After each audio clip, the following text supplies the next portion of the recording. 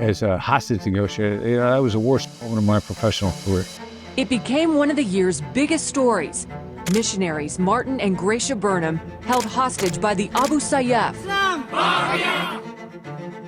The Burnham-Sombrero case was an absolute train wreck. A lot of people got killed, and I can remember the morning I was called and told that Martin Burnham had been killed, and Gracia was wounded, and it was over.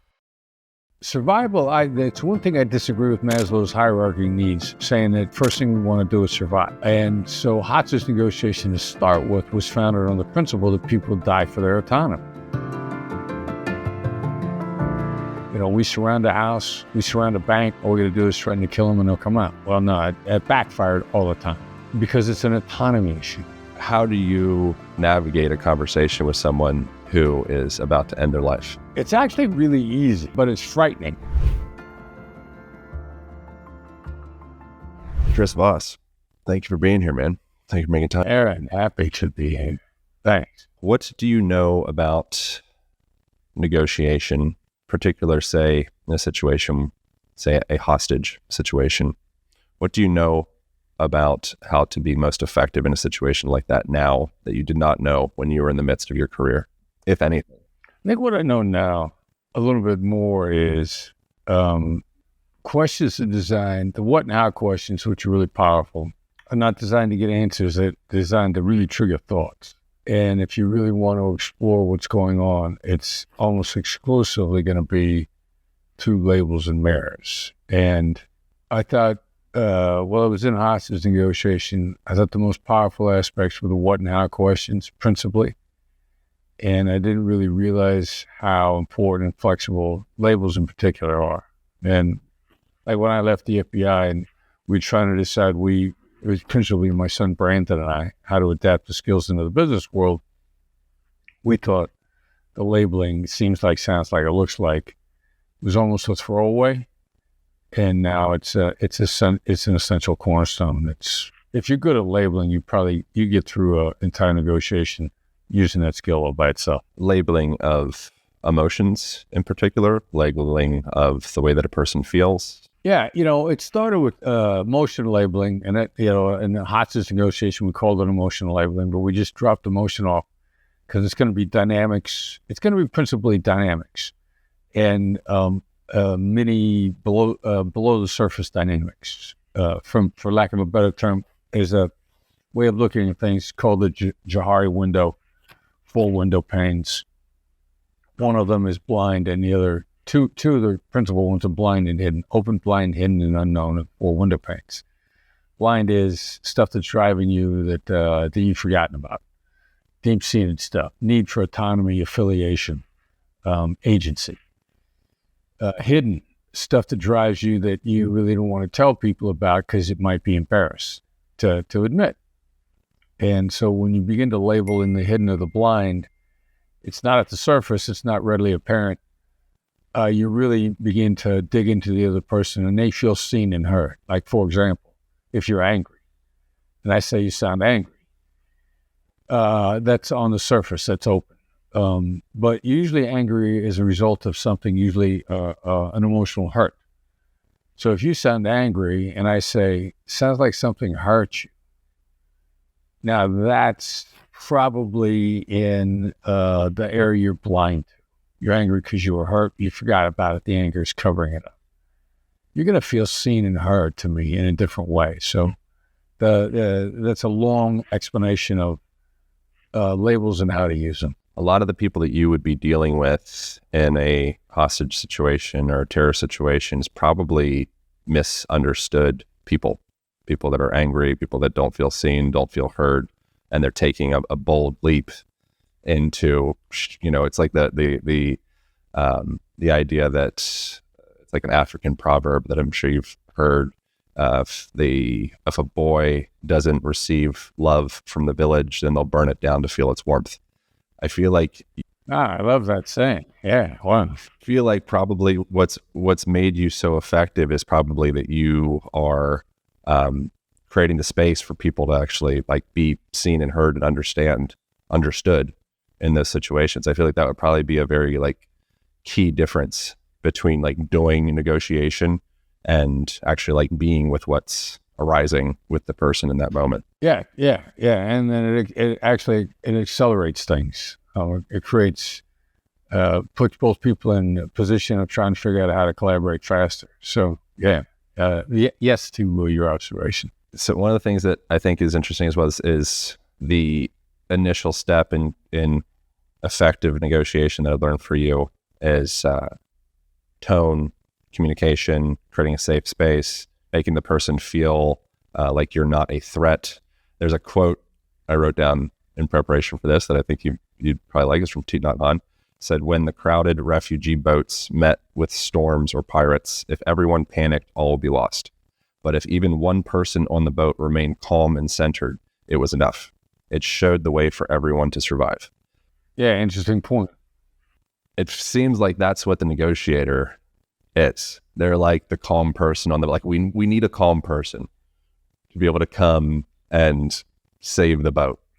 Like, how do you maintain staying calm in a situation where someone's life is at stake? Practice. First, it's a belief in a process. And how do you believe in a process? You got to learn it somewhere outside of a high pressure situation. And principally where I learned it outside of what effectively was a high pressure situation was the crisis hotline, the suicide hotline. Now, that wasn't high pressure for me because I didn't go there to save people's lives, to help, if you will. I went there to learn. And because I saw it as a learning experience, I got better at it faster than most people did there. Maintained my skills better than most people did. And I didn't come in with an agenda, so I didn't get burned out. And so that's why it was a low pressure situation. Plus, I believe they knew what they were talking about. I'm like, all right, you guys are doing this. I'm going to take the training, supervise calls. And I was like, oh, well, I did what they told me to do, and it really worked. So by the time I got the hostage negotiation, I had a huge amount of confidence in the system, if you will, in the process. So that's how I get good at it. And a lot of it was being calm. I was calm accidentally on the hotline. And then everybody was like, oh, wow, that's effective. Well, you have a tendency to follow success. When you succeed at something, it suddenly becomes fun, enjoyable. You want to do it more. People pursue success. And so when they were like, your tone of voice, which was very calm, was the first thing that success, then after the fact, you begin to find out calm is contagious. Emotions are contagious on a neuroscience basis, not on a volunteer choice basis. So to get back to your earlier point, when somebody's calm on a boat, that calm is probably going to be contagious. Can you negotiate with your own subconscious? Is it something that you are actively engaging in? Are we kind of having this kind of dualistic conversation with ourselves? Good cop, bad cop, good angel, bad angel. It's initially very hard. One of the things that I realized, a friend of mine, Cody Sanchez, says choose your hard. But I realized once you've chosen your hard, the hard becomes easy. Habits have momentum. David Goggins says stay hard. Like, it ain't hard for David Goggins to stay hard. It was hard for him to make the decision. It would be hard for him to not continue to do it. That's what would be hard for him to do, but he chose his hard, and then suddenly the hard becomes easier. So when you choose your hard, you choose to learn a skill, you start to pick it up, you get better at it, it becomes easier and easier as you go along. So the conversation with your subconscious. Everybody knows we got like 50,000 conversations going through our head every day. Everybody knows that most of them are repetitive or imaginary. I got a friend of mine that I think an awful lot of is going to run for a congressional seat in Illinois as a Democrat. Wants me to support him. I'm imagining the conversation with him as to why I'm not going to get into politics. And that conversation is going to play over and over throughout the day if I don't watch it. And your original question is, how do you negotiate with your subconscious?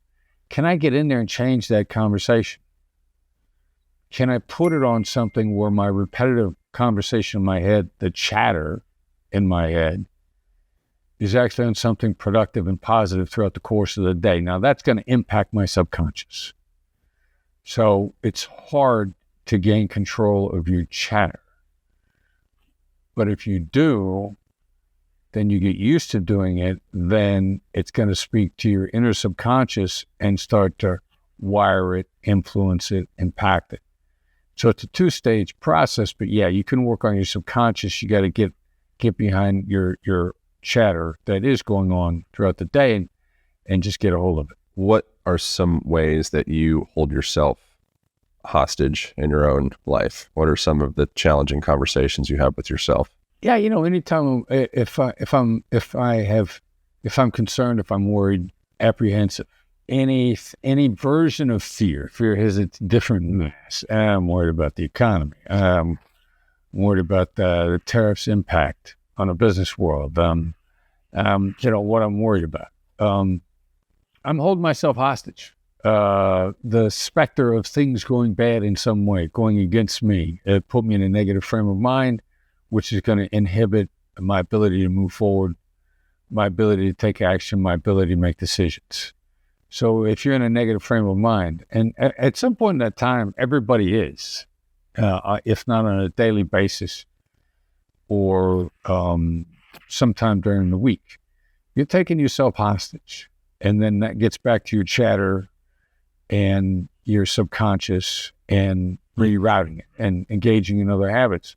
Sounds simple, it is, and difficult at the same time. We take ourselves hostage all the time, and if we're worried, concerned, apprehensive, we're taking ourselves hostage. What do you do when thoughts are heavier for you or more chaotic or anything of the sort? How do you negotiate that within yourself? First, I got to become aware I'm doing it to myself. Then physical movement is always helpful. Even the simplest physical movement. You get up and you move around. There's data a long time ago that says you think better when you're moving around, which is why if you go for a walk, you process thoughts better. And also if you go for a drive. Now, I don't know why, but I do know that you can clear your head by either going for a walk or going for a drive. Exercise is good. Exercise doesn't quite help you process thoughts as much as it can relieve you from thoughts. So what sort of physical behavior where you get either completely detached and refreshed, which isn't a bad thing, or you got to process thoughts. My son is very much into guns. He's just, as an FBI agent, and actually we practice gun safety. I almost never let him handle them. Now he's got a house full of guns. But he took me shooting a couple years ago, and since I get out to him and he's killing me shooting strong hand, I'm like, all right, so let's shoot weak hand, which I hadn't done in a long time. Took a massive amount of intensive concentration, but it relieved me from everything that was on my mind at the time. I was so focused on that individual effort. Suddenly afterwards, I found it refreshing. What's the comparison to going to the gym versus going to a walk? Like if you got an exercise at the gym that requires all of your concentration to do right, you're not going to process your thoughts, but you're going to relieve yourself from the tension. You're going to refresh yourself. So now you become a doctor. You're prescriptive. Do I need to process my thoughts, or do I need to relieve myself from those thoughts? Yeah, when you're driving or when you're walking forward in space, this is like origins of EMDR therapy. You're scanning the horizon. You're also moving forward in space. So it's sending the signal. One explanation of that is it's sending the signal to your autonomic nervous system that you're moving towards progress.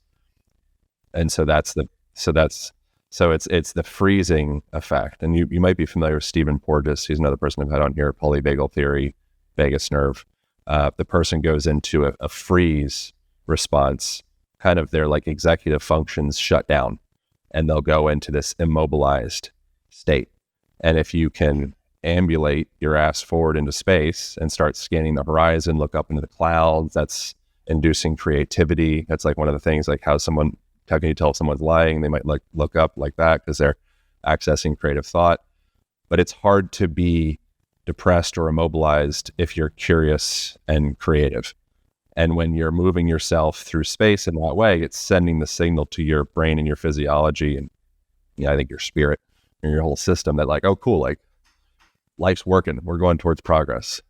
Do you incorporate any stuff like that in your career at all for yourself?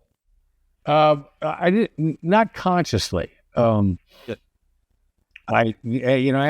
these days I do, because I'm constantly focused on getting better. And I always worked out on a regular basis. I probably didn't fully understand how good it was for me psychologically and spiritually. There are different aspects of my life that I always participated in just as a way of living that I think happened to relieve me of stress or induce stress occasionally. I lived on a boat for a long time, which is both stress relieving and inducing. The number of dreams I had about my boat sinking over the years. So maybe that meant that fear was always there. But yeah, I inadvertently, I think I did this stuff most of the time. I think the work that this is what I really am enamored with your work and with your book, Never Split the Difference, and just listening to, in preparation, I listened to 6 different episodes with you. I think you do really good, therapy. You're like a clinical psychologist. And a lot of people and all the principles that you outline in the book, a lot of it's kind of rooted in a lot of things. I don't know where you got it from, neuro-linguistic programming. There's a lot of different psychological concepts and principles in there. But a lot of people are stuck living in their fear center of their body, their amygdala. They're just stuck in fear. And I think a lot of people, I question this within myself, like how much of my life am I surviving versus how much of my life am I living? And I think if you can bend reality, to use the language of your work or your book, into what does it look like to live? What if we can kind of reverse engineer a reality where you're really living and you're not surviving anymore? Suddenly that's like something worth engaging in. But does that make sense? Yeah, 1,000%. Completely agree with everything you said. Yeah. So it's like painting a compelling picture for someone where before they felt hopeless and they felt immobilized. And so your job in some ways is like, I'm gonna propose a compelling picture for you. What is that like when someone comes to you and you worked with a suicide hotline for 5 months, if I remember correctly? Actually, I was online regularly for 2 years. Now, 5 months in was when I went back to the woman in charge and said, hey, I'm volunteering. All right, I must remember this right. So how do you navigate a conversation with someone who is about to end their life? It's actually really easy, but it's frightening. So the first thing to relieve somebody who's about to end their life is they feel helpless, and it's a way to retake control. It's an answer. And so first you're just very candid and honest about it. You flat out ask them if they're going to, if they're going to kill themselves. Some people say, you're thinking about hurting yourself? I like to be a straight shooter. I don't want to show anybody that I'm afraid of what might be eating them. Because if I'm afraid of it, then how am I going to help them? So I'll say, are you thinking about killing yourself? I mean, just bringing the elephant in the room, recognizing that it's there at all, is a tremendous relief. And for them, because everybody around them is pretending like it's not there. That's the first problem. Second thing is I can say, all right, so that's a choice. And everybody around them saying like, don't do that, it's a bad idea. Well, as soon as I say that's an option, that's a choice. This gets back to this hidden driver of a need for autonomy and agency deep down in our bones. Survival, that's one thing I disagree with Maslow's hierarchy needs, saying that the first thing we want to do is survive. Well, you can't point to a culture in the history of mankind that's been content in slavery. And so hostage negotiation to start with was founded on the principle that people die for their autonomy. We surround a house, we surround a bank, and we say, come out or we'll kill you. This is the way it was because there was SWAT before there were negotiators. And we figured like, well, we don't want to die, they don't want to die. All we got to do is threaten to kill them and they'll come out. Well, no, it backfired all the time because it's an autonomy issue. So if you're on the verge of suicide, if I say things to you that preserve your autonomy and then preserve your agency, suddenly it's a relief to you. Yeah, I have autonomy. This is a choice. If it's a choice, there are other choices. And if I simply discuss with you that you have the autonomy to make that choice, now suddenly the need to kill yourself begins to diminish because suicide is a way to regain control. It's a way to regain autonomy It's a way to regain agency, to start. Not only, but those are always critical issues. So if somebody's suicidal and I go head at it, straight on like that, and they're willing to listen, that's the next thing. They might not be willing to let me in. Then no matter how good I am, if they're not willing to let me in, nothing I say is going to matter. A number of years ago, I was kind of the Bureau's, me and another guy, Chuck Regini, we knew more inside the FBI about suicide intervention than anybody else did because we studied the hell out of it. So one of my hostage negotiators, good friend, running a team in another office, says to me, so if you say everything right, does that mean that you're going to prevent the suicide? And I got no idea why he's asking the question. As it turns out, his sister had committed suicide. But I give him the answer. I go like, nah, if they don't let you in, it doesn't matter what you say. You could do it perfectly. If they're not going to let you in, it doesn't matter. I don't know why he's asking. He says, okay, yeah, my sister killed herself. Then, I did what you're supposed to do and didn't do any good. I just figured maybe I did something wrong. And I'm like, no, man, she didn't let you in. If she didn't let you out, it doesn't matter how good you are. So for whatever reason, you could do everything right in a suicide intervention. The other person doesn't let you in, it doesn't matter. What would be last resort attempts if someone's really got their door shut, not letting you in? Well, the real issue is why are they talking to me? Now, again, I'll give you an analogy. I'm on a hotline. Am I part of their death ideation? Am I part of their story?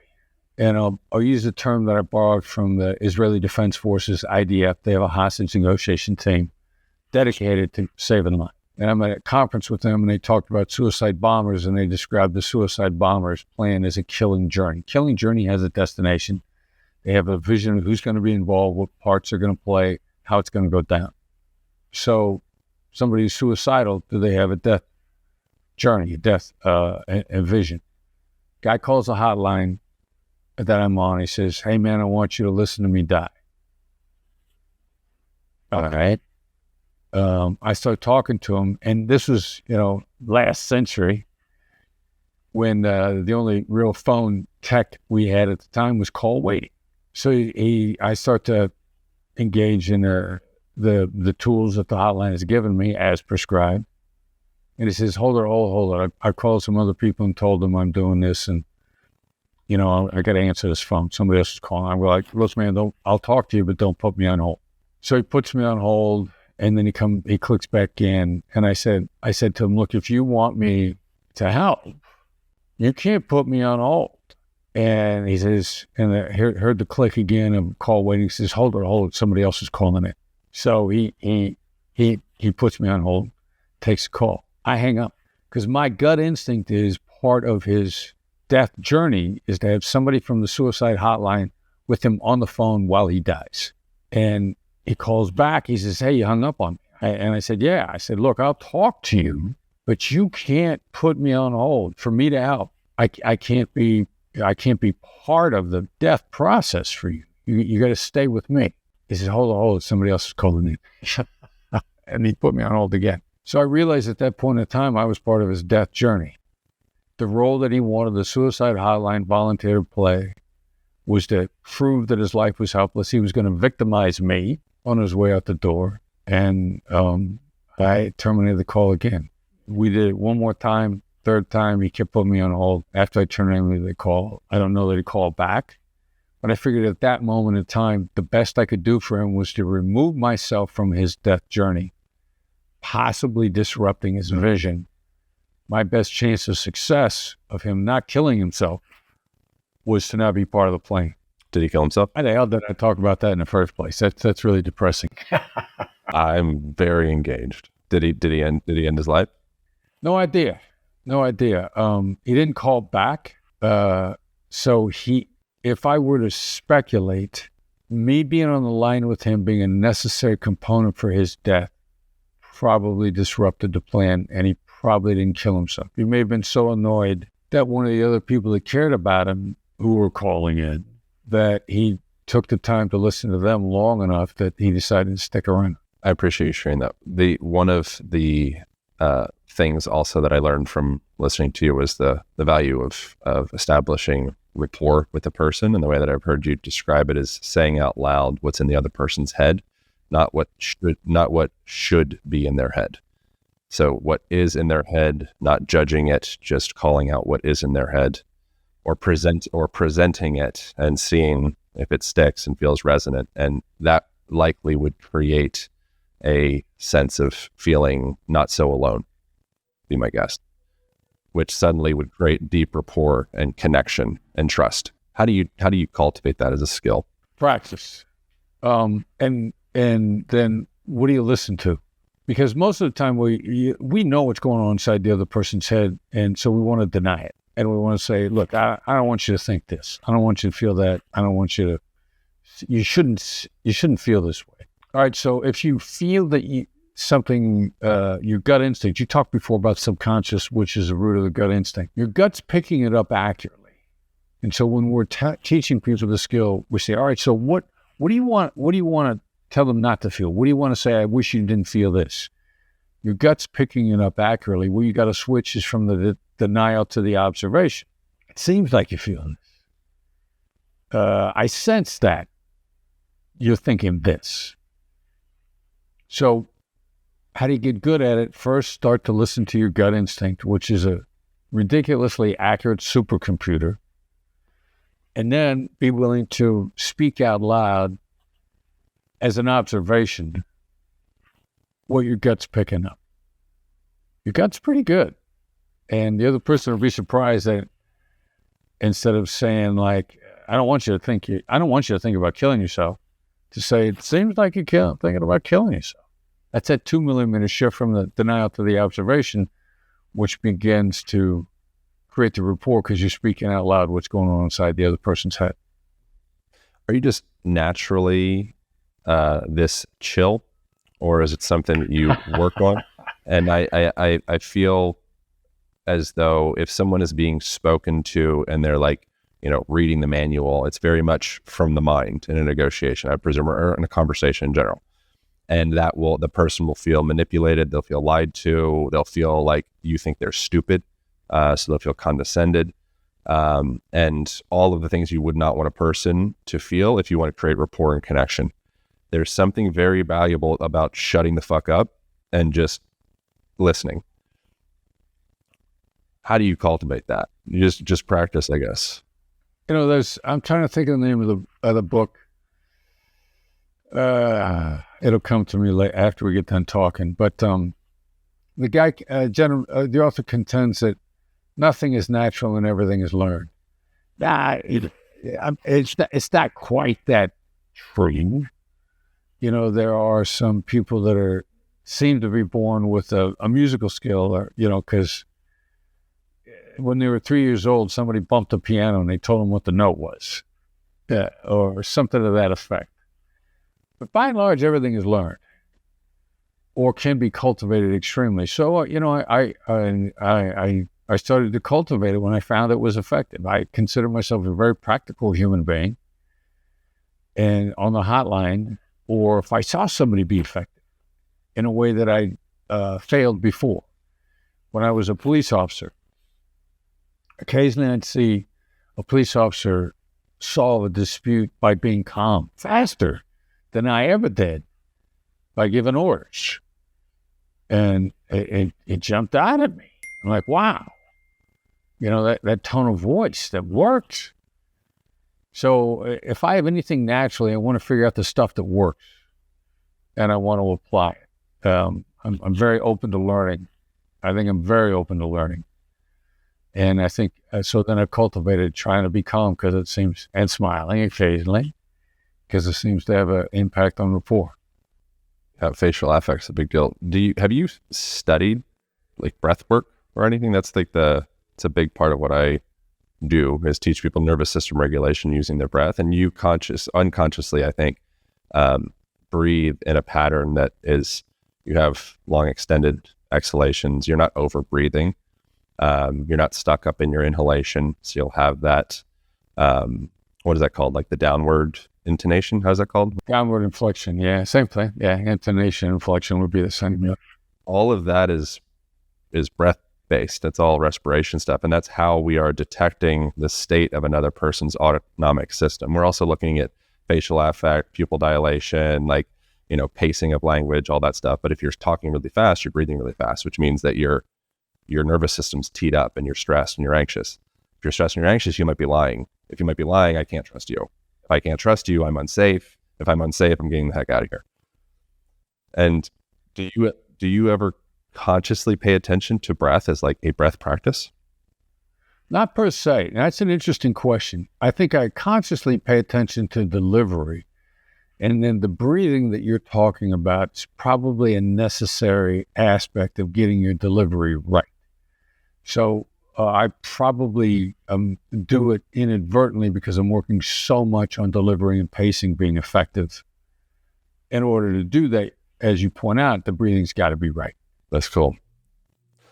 How do you know a person in the 7% of negotiations that don't work out and as with the desired effect fail, which whatever fail means? How can you spot this is going nowhere with maximal efficiency if you're negotiating with someone? Like, this is going to be a part of the 7% fail rate. You just have to be willing to remove your giddy, I don't know, there's hope, optimism, there's all these different terms and different ways for what blinds you. Hope blinds you. And just assess what's going on. And if you start looking for the signs, they jump out at you really fast.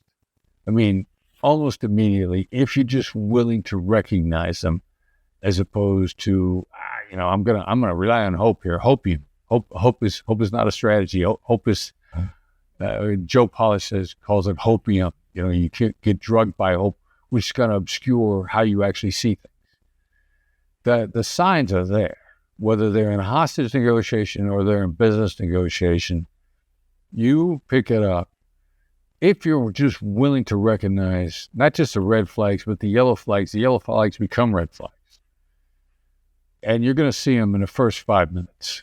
And, just be willing to recognize that they're there. Or actually, I was talking to my team the other day. I was trying to realize what my gut's telling me. And the phrase, I don't know. And in hindsight, when I look back and somebody who's supposedly smarter than me is proposing a course of action that ended up being wrong, I always said to myself, I don't know, with a lot of reluctance. But if somebody proposes an idea to me and I go, I don't know, if my gut gets me to say, I don't know, with a little bit of curiosity, like, there may be something there. I don't know, there may be something there. Those tend to work out. So I'm trying the red flag, it's not going to work out. When my gut goes, I don't know, then I need to now realize that that's more than a yellow flag. It might be a red flag, and this isn't going to work out. And I'm going to react like that very early in the conversation. It's taken me, I think, I turned 38 yesterday. Congratulations. Happy birthday. Thank you, sir. And I think it's taken me about 36 to 37 years to begin respecting, acknowledging, and trusting my intuition. I've had a lot of things that I've walked away from out of fear. And then I find out very high percentage with very high accuracy that my intuition was exactly correct. And I was afraid. I leaned on rationality and fear. I walked away, and then I pretty much lost repeatedly. I'm starting to renegotiate my relationship with my own intuition. Is that something that you have developed within yourself? Because it takes, I think, in the culture that we grow up in, one largely kind of devoted to what's the government going to tell us to do? What's daddy going to tell us to do? What's mommy going to tell us to do? We're waiting for someone else to tell us what to do. I believe it takes courage and trust to actually be willing to trust yourself, to be willing to listen to yourself and take action based off of your own intuition. Does that make sense? And is that something that you have always had, or is that something that you are developing with time? No, it makes sense and we're all developing it with time because we need data. Like your intuition is really based on data, experiential data. Then and then your supercomputer brain processes it, and so then the more data you have, the better it is because it's got more data. You got good data. You got experiential data, and like you need failures in order to get smarter.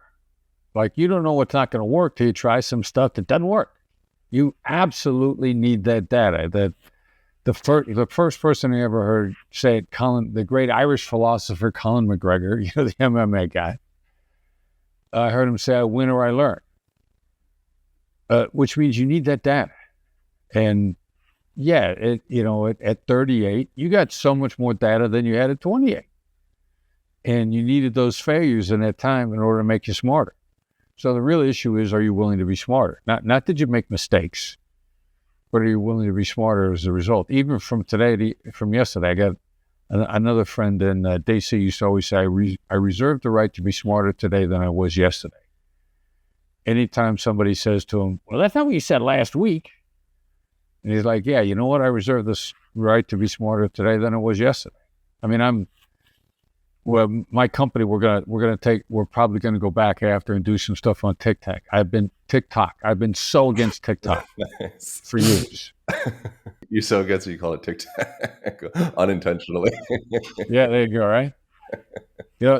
Look, TikTok was invented by the Chinese intelligence services to scour as much data from us as possible. It was absolutely a Chinese intel operation when it started.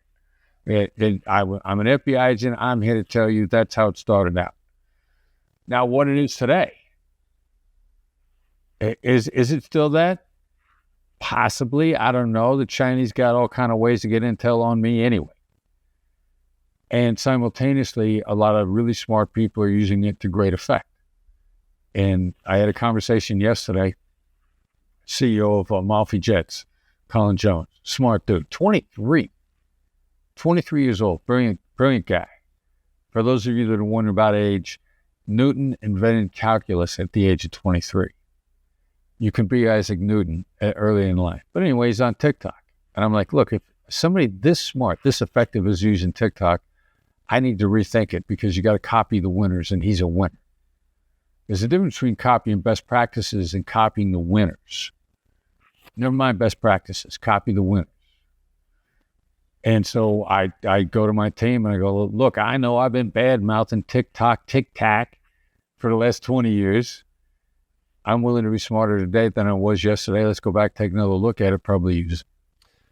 Something I've heard you say is that integrity is your currency.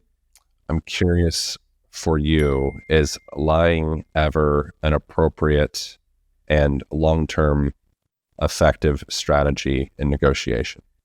No. Never. Yeah, and I don't like absolutes as a regular basis, but I'm just darn near willing to go with never. Like a straight shooter, everybody loves a straight shooter. They don't lie to you. They tell you the truth in an emotionally intelligent way. And so that's my desire, is to be a straight shooter. Lying is such a trap in so many ways. First of all, the other person's probably a better liar than you, and so they're seeing if they can get you to lie to test you. I've had that happen. And if they're not testing me, since I'm lying, it's gonna blow up in my face. And then how are you gonna feel about me when I do lie? So I prefer the straight shooter mode. Like I may need to prepare you for the truth, but I'm going to tell you the truth. And in real life, I've seen this bear out over and over and over, that the truth is the best long-term winning strategy. Is lying ever appropriate as a short-term strategy? No, I don't think so. No, I don't think so. I don't counsel it. I disagree with it. So my answer is no to that. Something that, when I think of the idea of a FBI negotiator, what's your term exactly? What's your title? It's a mouthful, but my final role is I was the lead International Kidnapping Negotiator. International Kidnapping Negotiation Response was a specialized subset of the overall hostage negotiation program in the FBI crisis negotiation. And I was in charge of that subset officially for about 3 years, unofficially for about 7. It seems to me in my mind like a very romantic job. Like it seems like, 007 kind of type thing, like something that like a young person could see as like, I would be really cool if I had that job. I could have that as like my job description. Definitely like coolest person at the bar. You have that title as what do you do for work? And then I would imagine there would probably be many intervals of very humbling moments along the way.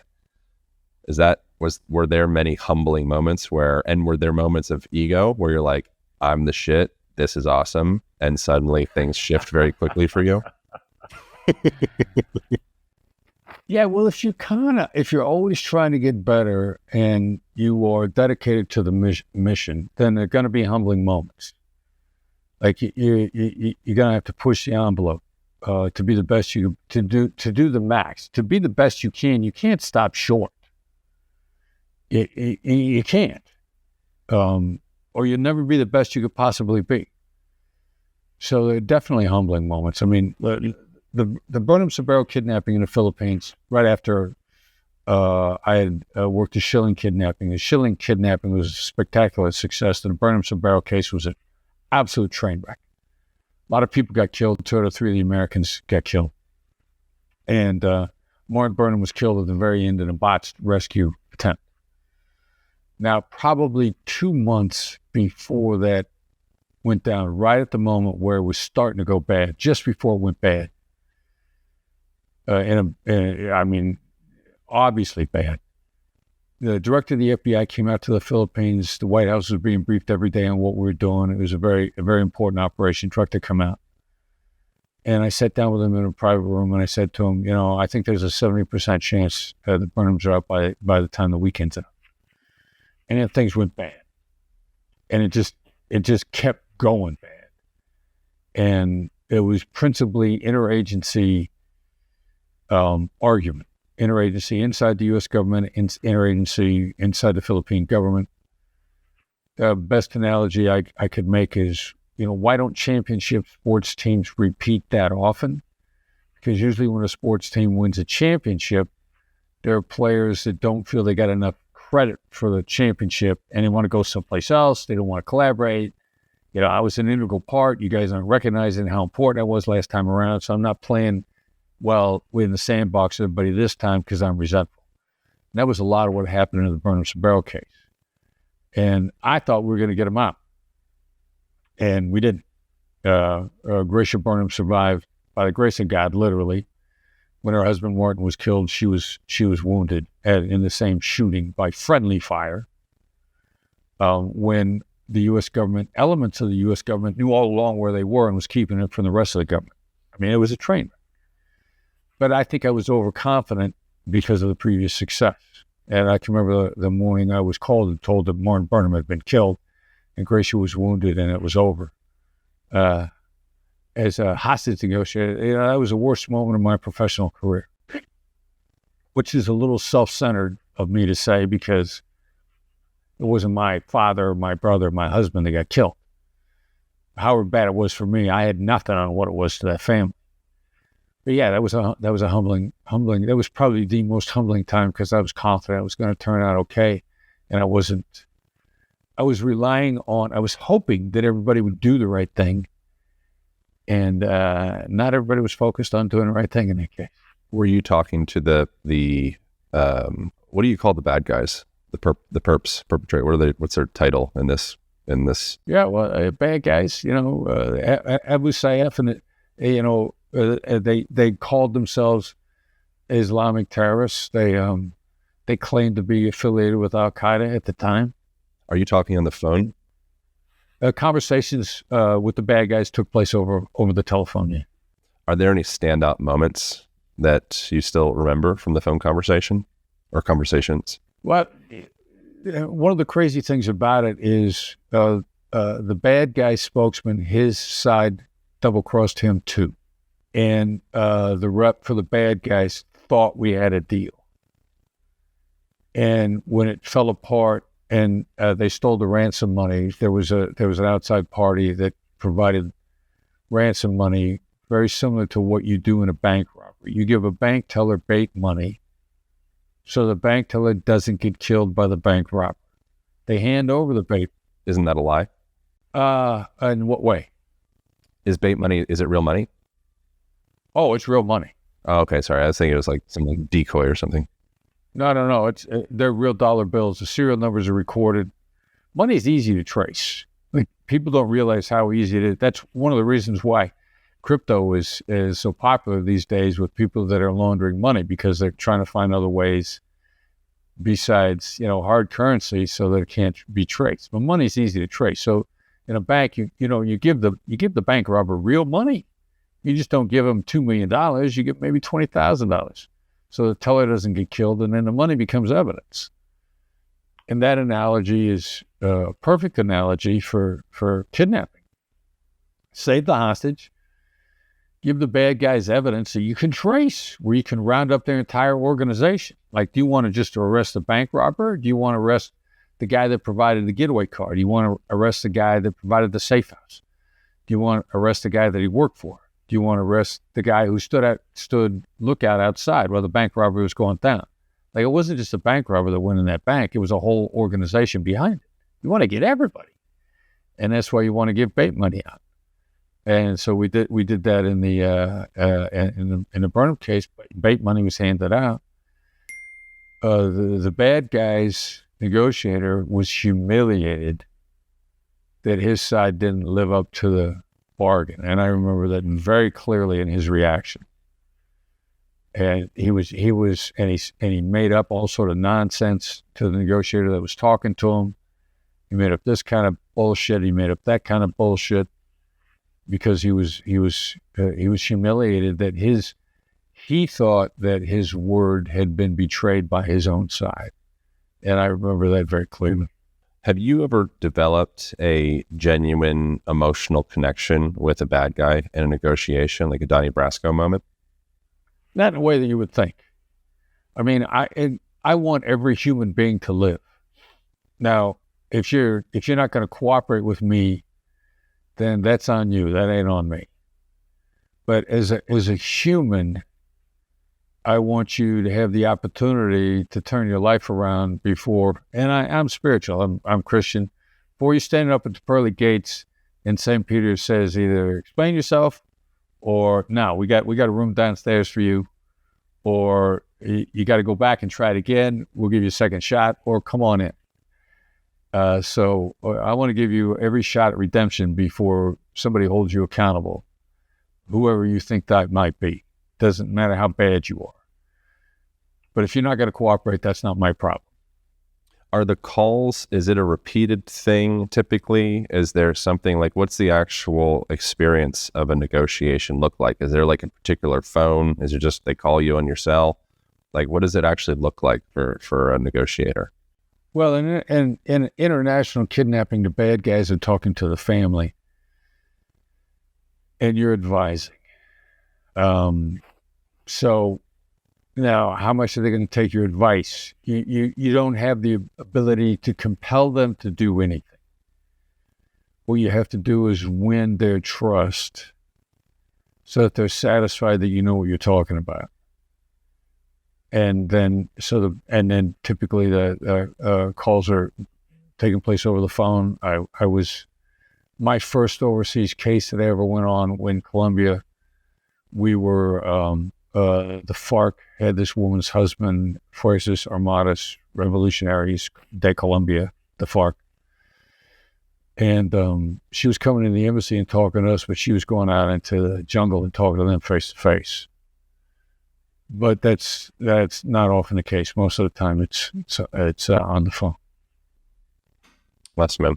Well, I really deeply appreciate your work. I really enjoyed the process of studying your work and reading the book and listening to conversations. I feel like I've learned a lot. So thank you for doing it. Yeah, my pleasure. I'm going to throw anybody still listening, I'm going to make a very shameless pitch.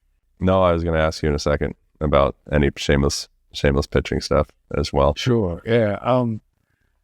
My company and me, we believe that we could help everybody get better at negotiations and reduce the friction in their lives and have a great time doing it. It's so much fun to be able to have conversations and get stuff done that other people can't get done. And then how'd you do that?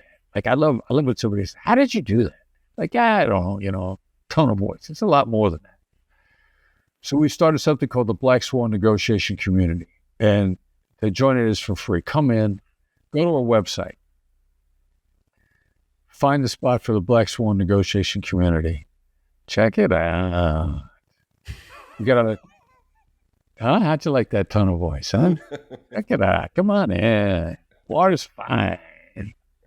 And be around people. Be around people. Yeah, well, be around people that are going to nurture you. Yeah. Let us start to nurture your negotiation skills. Get you ready for the stuff we charge you for. But you might not be ready to be charged right away. So, at no cost, you come in and see if you can check out the water and see what's going to go from there. Lee, I appreciate your integrity and authenticity in your description of that offer that aligns with the things that you share about. I think oftentimes people can get into trouble where they are pitching something in an authentic way, and then people arrive and they find out like, oh crap, like it sounded like this, and then they get there and it's like that, and they had rapport and trust, and then you break rapport and trust, and now you have disconnection and fracture, and it's very much harder to repair a fracture than it is to just be honest. And so in that, sharing the journey of, we have a bunch of really valuable free stuff that I think you'll really love, and that will lead you to a paid thing if you choose, I think feels safe. So thanks. Yeah, my pleasure. Thank you. I've enjoyed the conversation. Thanks for having me on. Yeah, man. Thank you very much. I appreciate you. I had a very long list of questions I wanted to ask. Maybe we can do a part 2 at some point. Thank you so much for being here. I appreciate you. Thank you all for tuning in. That's it. That's all. I'll see you next week.